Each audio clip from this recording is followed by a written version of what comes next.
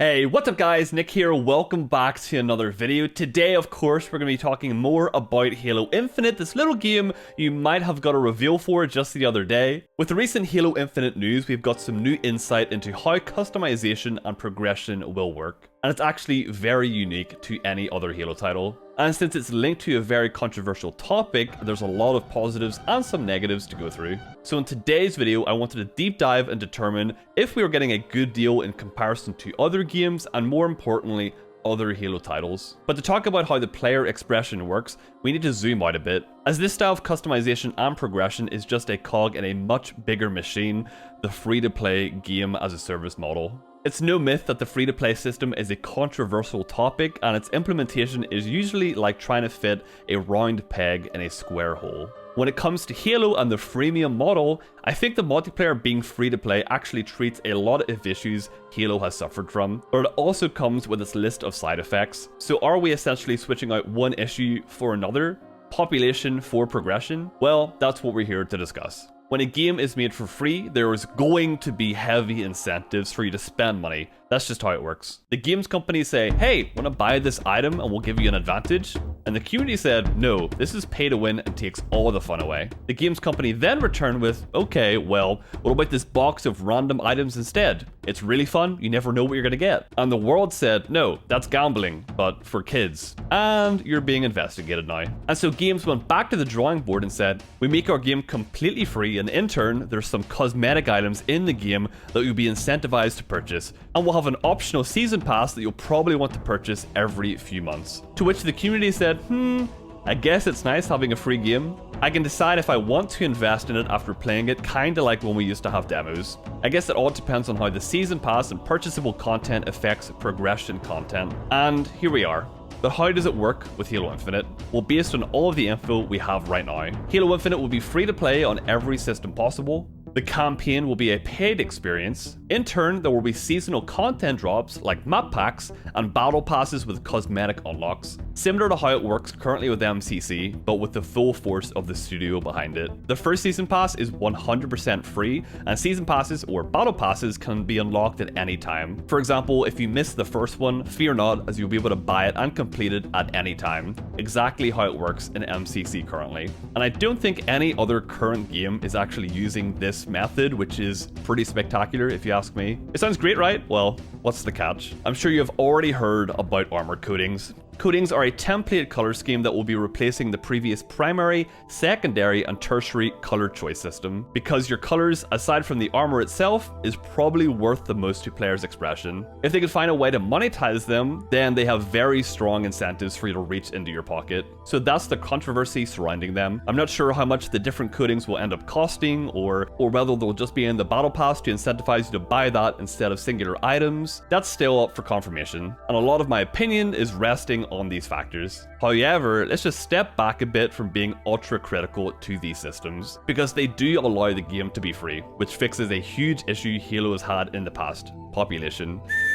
Halo 5 struggled to hold enough players for balanced matchmaking and fast search times. I also believe that had Halo 5 been more popular, that more money would have been poured into supporting the game and content post-release. So if we're thinking, why should I care about how popular Halo is? Well, you really should, as it will directly affect your experience with the game in a huge way. But popularity aside, this model also allows for free map pack content, no more splitting the player base with this player does not own the DLC,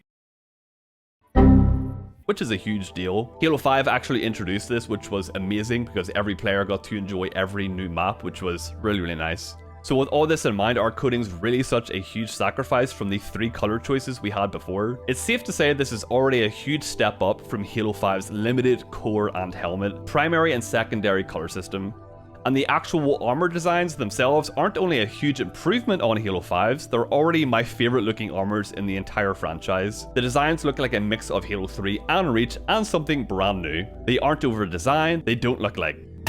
They are clear and distinct. Each gadget attachment and detail makes sense, and also, these damn glove models are beautiful. But comparing Halo Infinite to Halo 5 probably isn't a fair comparison. So how does Infinite's customization and progression compare to the grandfather of all player expression in Halo, Halo Reach? Here's what Halo Reach offers. a helmet with attachments, visor color, a chest piece, both shoulders, legs, an arm gadget, armor effects, a 3-color scheme, and last but not least, a robot arm. Halo Infinite shares a lot of these. Where is it better and where is it worse? Helmets with attachments, visors with colors and patterns. We don't know if there are animated visors or not, but there are in MCC, so I think it's a pretty safe bet to assume there will be also animated visors in Infinite. Armor core, this counts as your chest piece, forearms and legs, left and right shoulders, knee pads, gloves, which Halo Reach does not offer, robot arms and legs, armor effects. Unfortunately, we don't have any examples of these. Armor material, i.e. clean, dirty, and weathered. And finally, armor coatings. And I would just mark coatings as worse than choice. However, they actually offer more than just color. They offer in some cases a unique pattern too. I personally am loving this army camo Spartan, if you can actually see him, that is. So it looks like a pretty even playing field from this list, with Infinite actually having the edge, but a big part of what makes armor awesome and worth wearing has got less to do with the look itself and more to do with how you got that armor. Was it difficult? Can you show your armor off like a medal?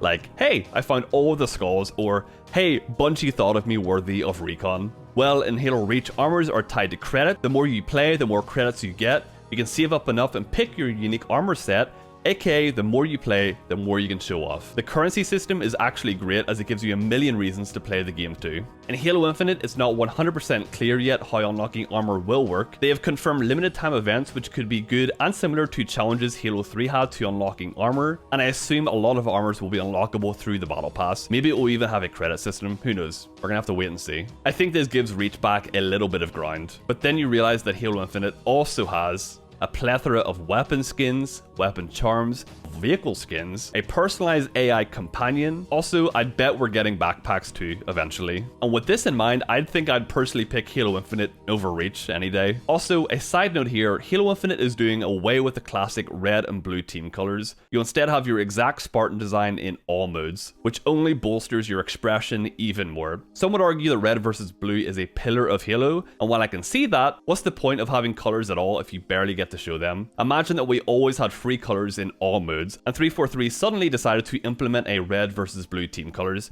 I think the same people would be even more upset. Just a thought. All in all, I truly believe Halo Infinite's player expression is superior over Halo Reach's, but whether its progression is too is another story, and requires a bit more news from Halo Infinite to determine. So what was supposed to be the bad side effects of having the game free to play is potentially a superior system to the current king of customization in the franchise, and I'm pretty excited. And taking into account all the other benefits that free-to-play offers to Halo, I think this is definitely the right play, and in my opinion serves as an example of how to do free-to-play right, without it being a huge detriment to the game experience. I think it's also worth comparing Halo Infinite to other games that have adopted the free-to-play model. Take a look at Destiny. They lock away meta weapons and season passes. They also have a store with expensive purchasable emotes and cosmetics, and the freemium model really doesn't fit into Destiny's ecosystem, especially with it being a looter shooter. And take a look at Battlefield 2042, another freemium setup. Wait, what's that? Battlefield is full price, but it has a battle pass and microtransactions and no campaign? What am I paying full price for exactly? I digress. So in conclusion, free to play seems like a double-edged sword. It incentivizes devs to make as much customization and players' expression as humanly possible, even if only to bolster the value of the battle passes and or microtransactions.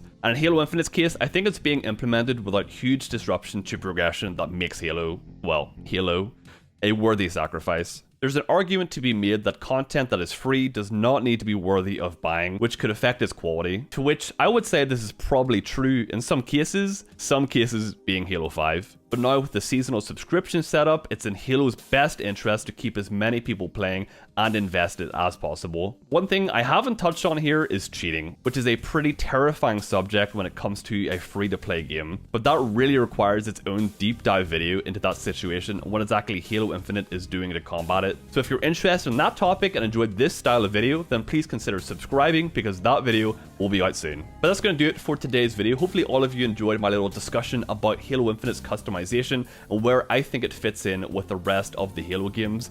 I think we're in for a pretty incredible system, especially for a free-to-play game. It doesn't seem very predatory, or I don't think it's going to really affect what a true Halo game's customization is meant to be. If anything, we're getting a lot of content because of the Battle Pass. As long as there is still plenty of stuff for free-to-play players to unlock, then I don't really see that much of an issue going on here. But maybe you completely disagree. Let me know down in the comments what you think. Let me know if you're excited for this system, if you're not excited. I'm here to hear all of your feedback. But with that said, thank you all so much for watching. More Halo Infinite content coming real soon, and I'll catch you guys in the next video. Bye!